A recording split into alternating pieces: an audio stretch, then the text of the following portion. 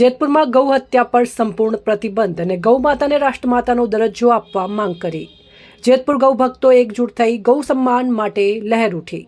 વૃંદાવનથી પ્રારંભ થયેલ ગૌ સન્માન આહ્વાન અભિયાન હવે સમગ્ર દેશમાં જન આંદોલનનું કાર્ય સ્વરૂપ ધારણ કર્યું છે।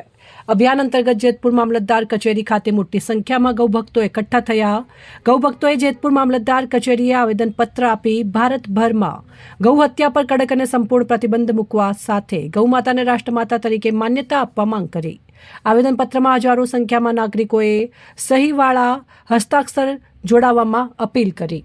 મારું નામ ઉમેશ કિરીટભાઈ વાજા છે। ઉમેશભાઈ, આજે આવેદનપત્ર દેવા આવ્યા છે, શેનું આવેદન છે? શું મુદ્દો છે?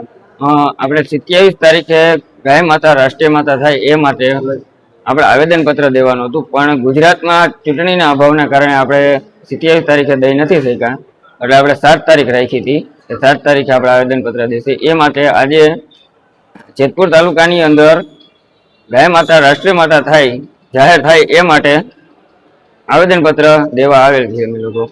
અહેવાલ નેટ રાવરાણી, સંબંધ ભારત ન્યૂઝ, ધોરાજી, રાજકોટ।